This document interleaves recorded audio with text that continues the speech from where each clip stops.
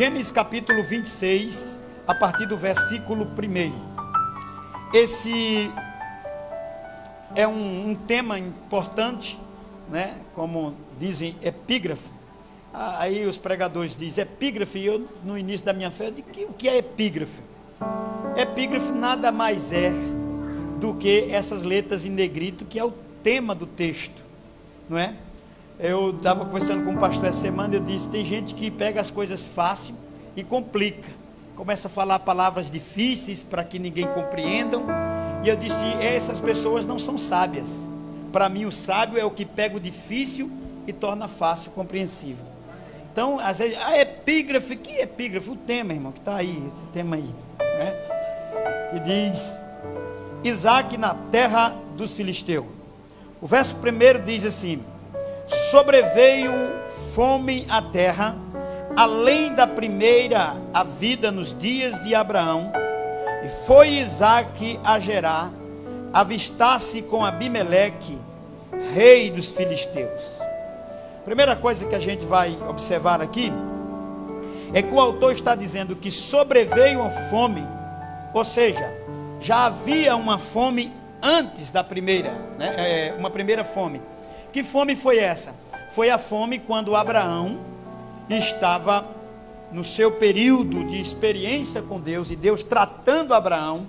Abraão então, vem uma fome sobre Canaã, e no Egito havia comida, porque o Egito é privilegiado por ter o rio Nilo cortando aquele local, e ali há muita possibilidade de lavoura, de lucro.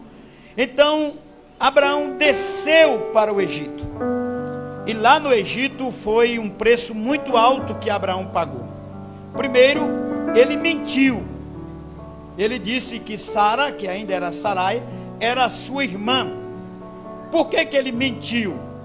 Ele mentiu porque ele tinha medo que os egípcios olhassem para aquela mulher que era muito bela, matasse ele e ficasse com ela. Esse erro também vai acontecer na vida do filho dele, que é Isaque. Quando nós estudamos a história dos grandes patriarcas do Gênesis, que são 7, Enoque, Abel, Noé, Abraão, Isaque e Jacó e José, são 7 grandes patriarcas. Cada um desses homens, tirando os 3 primeiros que estão num patamar mais espiritual, os 4 últimos, Abraão, Isaque e Jacó, eles vão de uma esfera espiritual crescendo, e esses 4 homens são modelos para que nós possamos aprender. Então, quando nós observamos a vida de Abraão, ele está num nível espiritual. Quando chegamos na vida de Isaque, ele está muito mais do que Abraão. E depois de Isaque, Jacó. Talvez alguém pense, não, mas Jacó tem um nome suplantador, enganador e tal. Não, nada disso. Então veio fome também na terra quando Isaque estava. E quando a fome veio, Isaque não vai descer para o Egito. Por que Isaque não desce para o Egito? Por 2 coisas. Primeiro, porque o nível espiritual dele já é maior do que o do pai. Segundo, porque o próprio Deus aparece a Isaque e diz aonde Isaque deve ficar. Mas há uma coisa interessante aqui, quando está relacionado à fome, porque todos esses grandes patriarcas tiveram esse período de fome.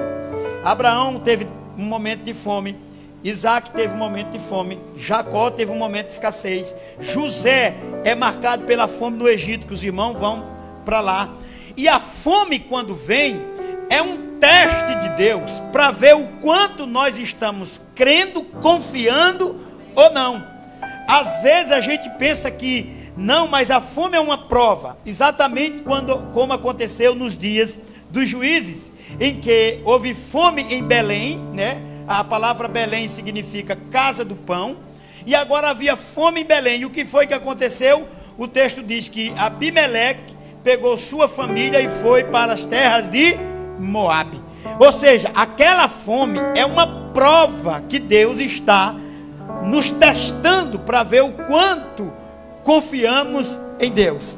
Foi por isso que quando Satanás tentou Jesus, ele disse, depois de 40 dias sem comer, Satanás aproximou-se dele e disse: se tu és o filho de Deus, transforma essas pedras em pães. Ele disse: nem só de pão viverá o homem, mas da palavra que procede da boca de Deus. E aí eu fui estudar isso e me deparei exatamente com o poder manifestador de Deus e poderoso lá no Egito, quando o povo sai do Egito e caminha em Canaã por 40 anos, e a Bíblia diz que Deus trouxe maná. E o que significa maná? A palavra maná significa o que é isso. Ou seja, Deus está mostrando, e Jesus está se revelando nesse ponto, dizendo que se nós acreditarmos em Deus, e através da sua palavra, Deus pode trazer à existência aquilo que não existe. O importante é que nós não vamos morrer de fome. Perceba o que eu estou ensinando. Se estamos no deserto, não tem pão para comer, todo mundo com fome, Deus então manda maná. O que Jesus está dizendo é que Deus tem, pela sua palavra, o poder criador de trazer à existência as coisas que ainda não existem. Então quem me mantém não é o pão, quem me mantém é a palavra de Deus, porque mesmo se não tiver pão, Deus envia maná. Ele cria algo do nada para nos dar. Então Isaac está vivendo essa mesma fase do seu pai. Mas o texto diz: sobreveio fome à terra, além da primeira que havia nos dias de Abraão. Foi Isaac a Gerar. Sabe o que significa, onde fica Gerar? Uma divisa entre o Egito e Canaã. Perceba o nível espiritual de Isaac. Abraão desceu para o Egito. Isaac só veio até a divisa. Depois de Isaac, qual é o outro patriarca? Jacó. Só que quando Jacó é convidado a ir ao Egito, por causa de quê, pastor? Fome. Havia fome em Canaã. José é governador do Egito, se dá a revelar aos seus irmãos. Seus irmãos voltam para Canaã e vai dizer assim a José: pai, sabe, aconteceu um negócio interessante. Tem um homem lá no Egito, ninguém sabe quem conta, porque é tão difícil contar, porque foi eles que mandaram, que jogaram o José dentro da cisterna, foi eles que fizeram. Aí ninguém sabe se Rubi, Dan, Naftalim, Zebulon, Isacar, Judá, quem é que vai contar? Pai, eu não vou, não, tem que contar, alguém tem que contar, papai, porque papai, olha, sabe, eu não sei, eu vou dizer, vamos dizer logo, vamos contar. Papai, olha, aquela história que José morreu é conversa. O velho Jacó já fica pálido. Que conversa é essa, pai? É aquela túnica dele que veio melada de sangue, aquilo não é sangue de José, aquilo é sangue do animal. José está no Egito, é governador,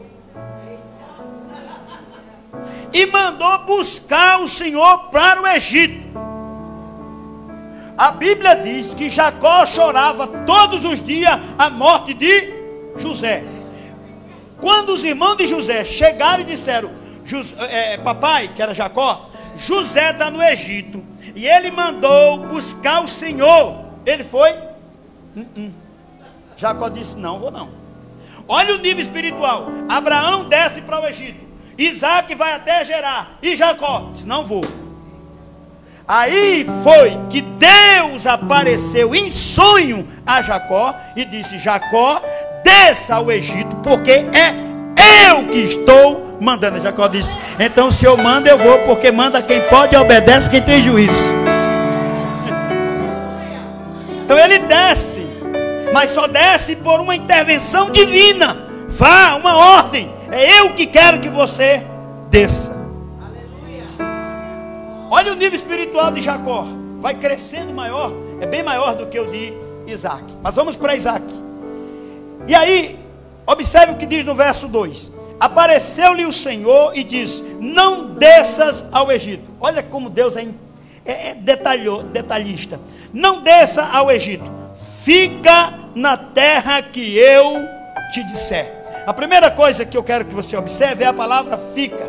A palavra fica no hebraico tem a ideia de alguém que está num local por um determinado tempo e que vai embora a qualquer momento. Ou seja, Deus está dizendo para Jacó: essa não é a tua terra, esse não é o teu lugar, porque ali era um lugar onde havia uma divisa com os filisteus, mas você vai ficar aqui por um tempo. Agora tem uma coisa, Jacó: você vai ficar na terra que eu te disser. Aqui eu percebo como Deus cuida dos detalhes da nossa vida. Como nós muitas vezes tomamos decisões e não pedimos orientações a Deus. Deus cuida até onde o bairro que nós vamos morar, até a casa em que vamos morar. Deus é detalhista. Ele diz: Jacó, fica aqui, e na terra que eu te disser, habita nela. E tem uma coisa: eu serei contigo e te abençoarei, porque a ti e a tua descendência darei todas as terras da terra, por juramento que fiz a teu pai Abraão. Aqui temos a garantia de que Deus está conosco, de que Deus está com ele. E aonde Deus está, a bênção também está. É impossível estar na presença de Deus, e Deus habitando em nós, e nós habitando em Deus, e não sermos abençoados. É impossível estarmos na videira e não der fruto.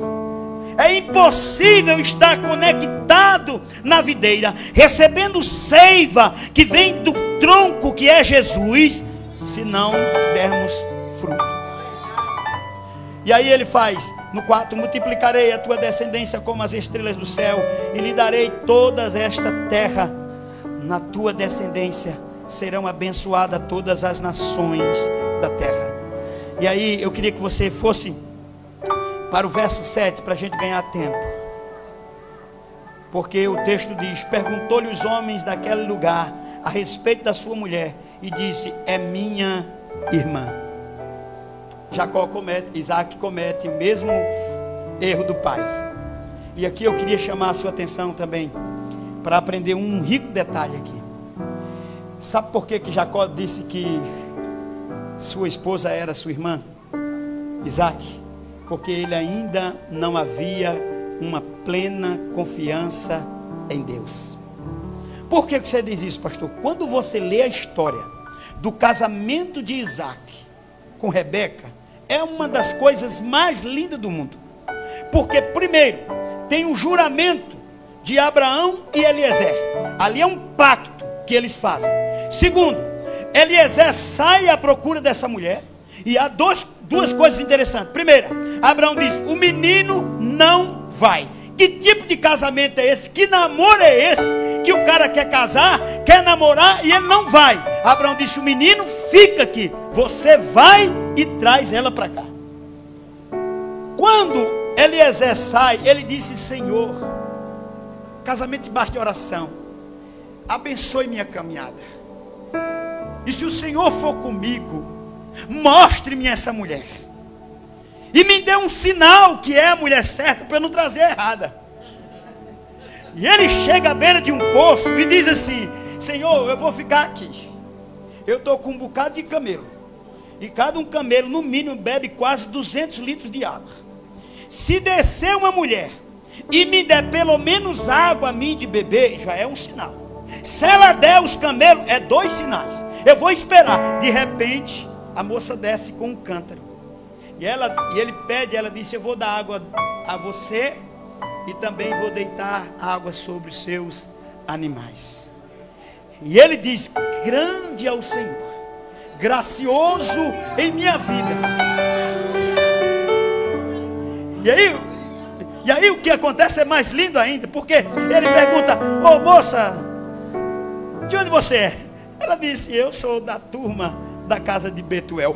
Ai, Betuel? Da família de Abraão.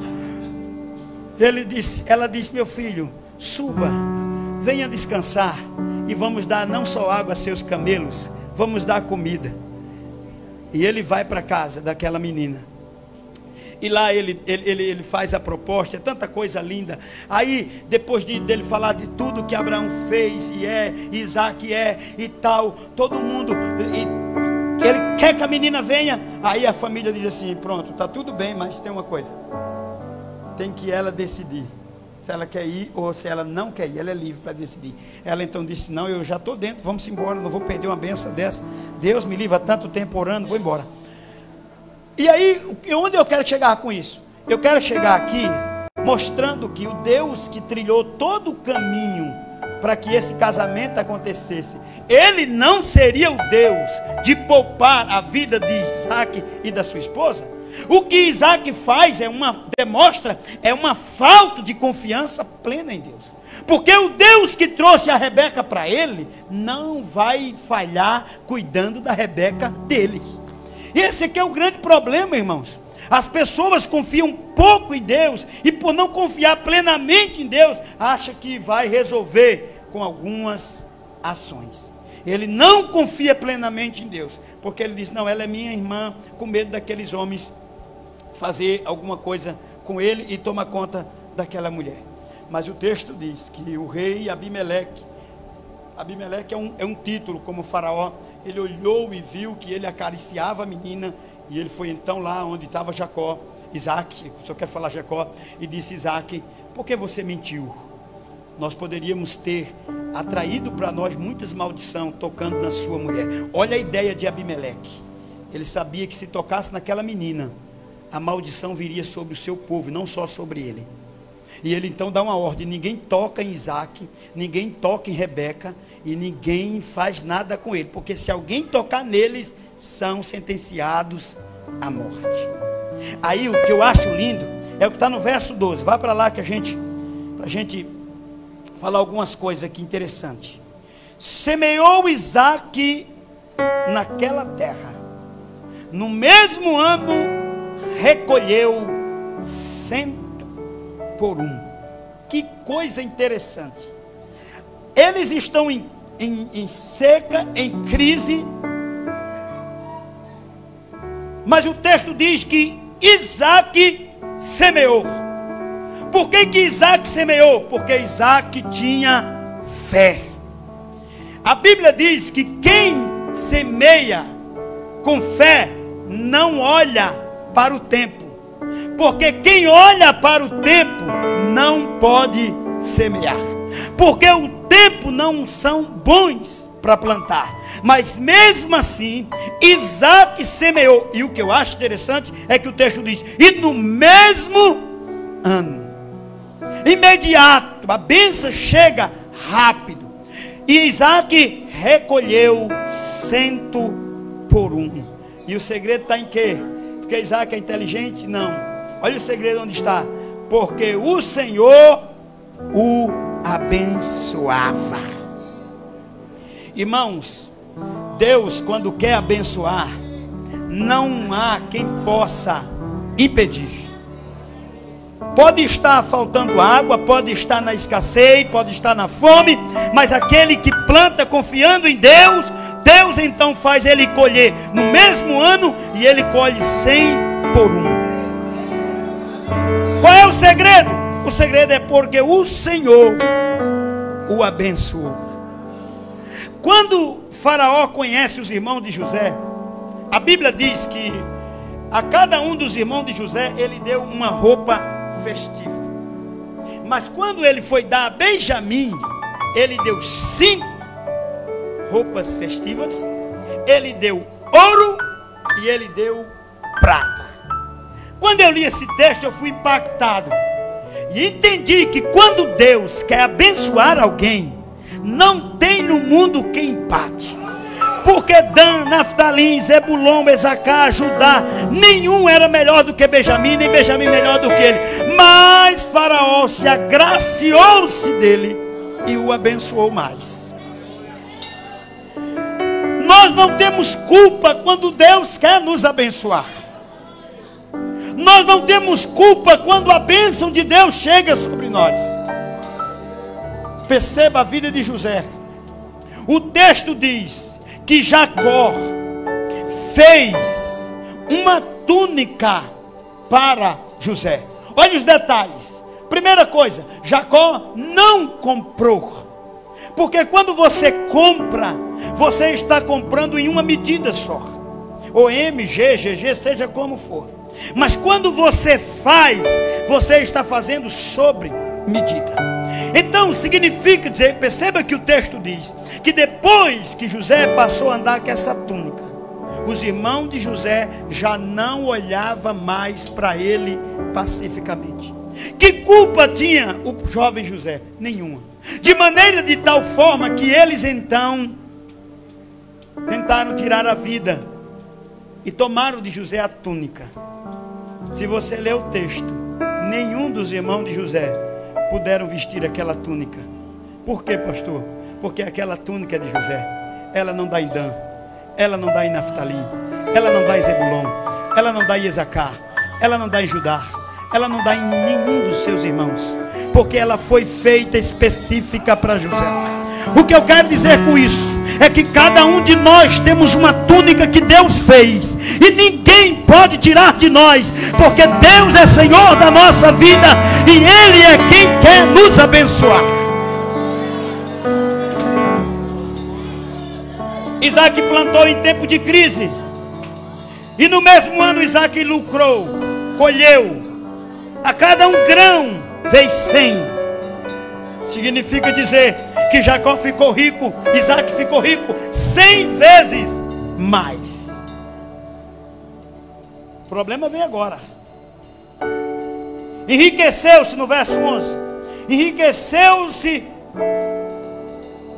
o homem, prosperou, ficou riquíssimo.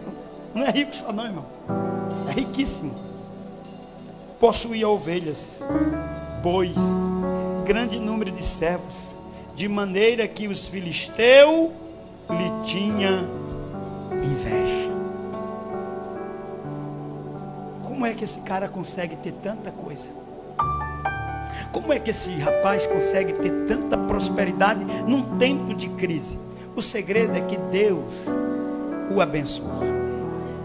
O problema é que Deus era com Isaac, e a inveja é um sentimento terrível, porque o invejoso, ele não quer ter uma coisa igual à sua. A psicologia diz que o invejoso quer ter aquilo que nós temos. Ele não quer um carro igual ao seu, ele quer o seu carro. Ele não quer uma casa igual à sua, ele quer a sua casa. É um espírito terrível, é um espírito que vem sondando, que vem buscando. E o texto diz que os filisteus tinham inveja.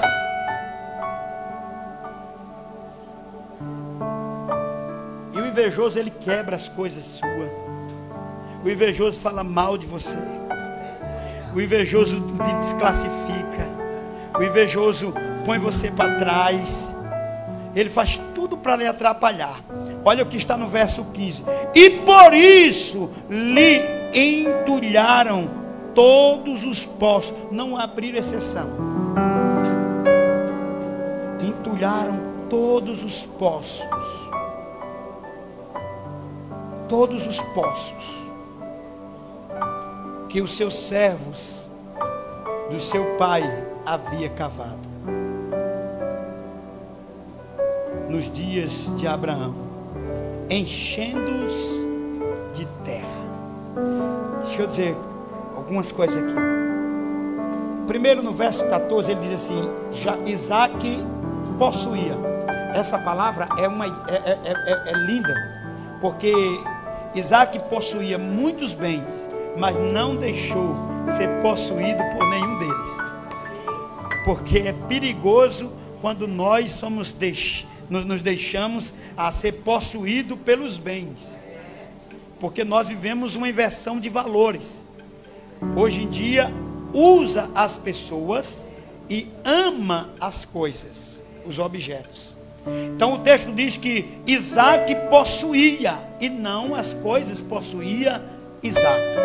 Mas aqui, voltando para os poços, eles entulharam para atrapalhar, porque eles achavam que a bênção de Isaac estava só nos poços, que a bênção de Isaac estava só nos poços. E eles são ruins, porque quando a gente lê o texto entulharam, eu aprendi que entulho é tudo aquilo que é pano velho, é coisa velha, matos, tábua, coisa velha, entulho.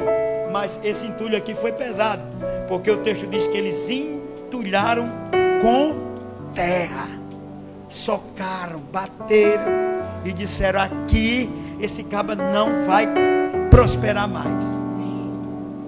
Ah, meu irmão, olha, eu olho para as coisas de Deus e fico impressionado como Deus é grande. Escute bem. Canaã era onde Jacó estava com seus 12 filhos. É evidente, quando o pai morria, a herança era dividida com os filhos. Então, a terra de Canaã está sob possessão de Jacó, porque foi dada a Abraão, de Abraão para Isaac, de Isaac para Jacó.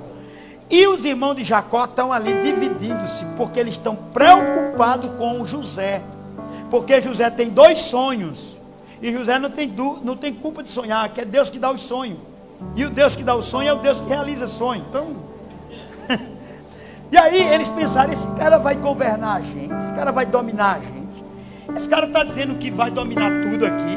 Vamos fazer o seguinte: vamos tirar ele de perto de nós, da bênção, vamos botar ele para bem longe, para que ele não tenha nenhuma parte da herança. Ah, coitado.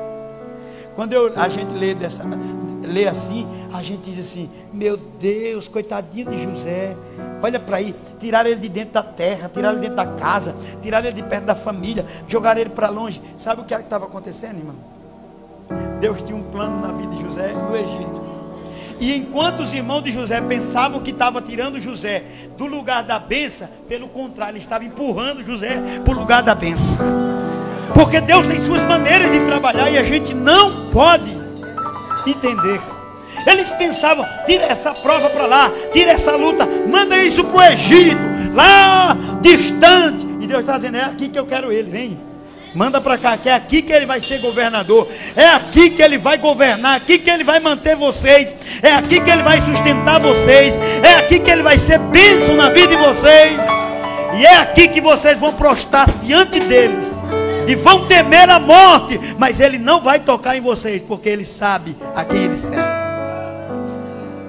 Eles entulharam os poços que havia o servo de Abraão cavado.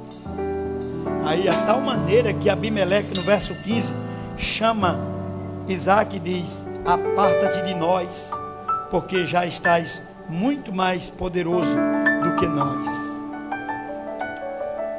Então Isaac saiu dali, isso aqui é lindo. Isaac saiu dali e se acampou no vale de Gerar, onde habitou. Essas palavras aqui, acampou, habitou, nenhuma delas é morada fixa, é armando tenda e desmontando tenda. E o texto diz aqui: e tornou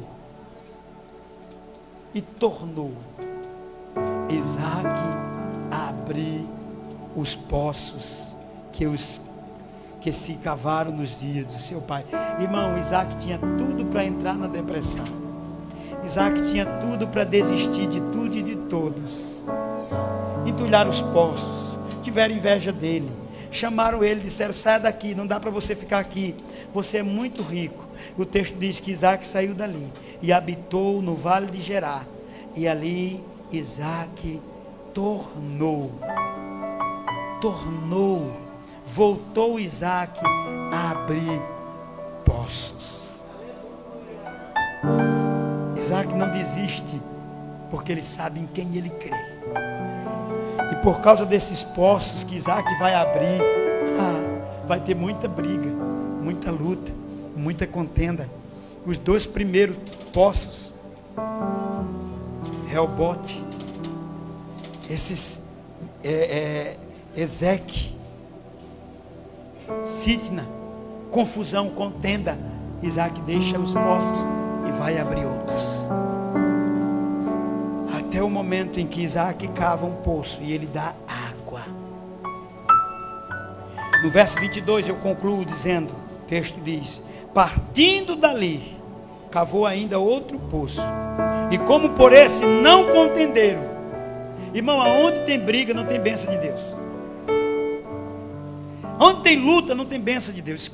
Esqueça. Quando Deus quer abençoar, ninguém luta.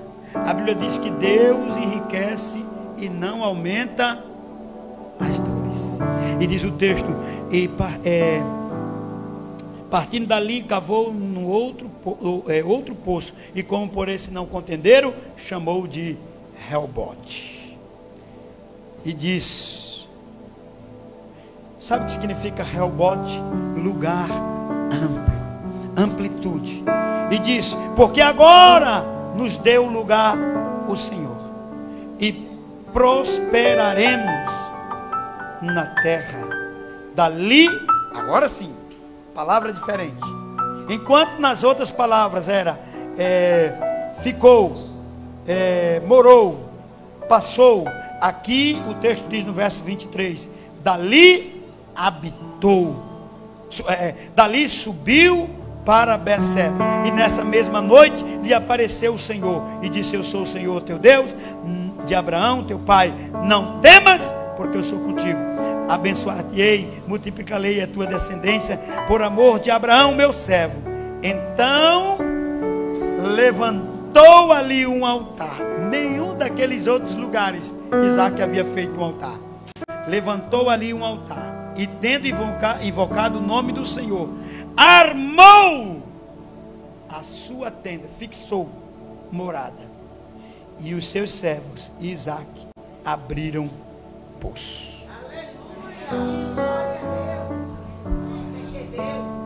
Quando Deus quer fazer algo, irmãos, pode entulhar os poços, pode se levantar contra, mas o que eu vejo na vida de Isaac é um homem que persevera e não abre mão das promessas de Deus, de tal maneira que Deus aparece a ele no início da jornada, quando ele entra em Gerar, mas quando ele sai de Gerar e vai habitar no lugar onde Deus está, aí ele faz um altar. E eu termino perguntando, aonde está o teu altar? O altar é lugar de encontro com Deus. Altar é lugar de consagração. Altar é lugar de confissão. Altar é lugar onde a máscara cai e a gente entra na presença de Deus.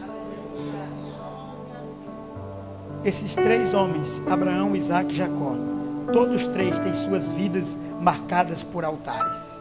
Foram homens de altar. O altar é o lugar aonde encontramos com Deus. O texto diz que Isaac levantou ali um altar ao Senhor. Que Deus abençoe sua vida. Que Deus cumpra todos os desígnios dele em nós. E que nós possamos olhar para Isaac como uma inspiração de fé, de perseverança, que não desiste, e como uma bênção viva de quando Deus quer abençoar, mesmo no deserto, Ele faz os rios trazerem águas. Amém, meus irmãos? Que Deus abençoe, que Deus o guarde, que Deus nos dê força para caminhar e nos dê uma semana abençoada, em nome de Jesus.